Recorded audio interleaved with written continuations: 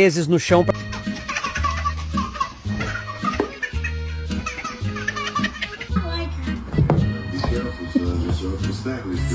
Oh, me.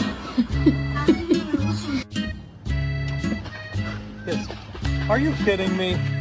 Oh.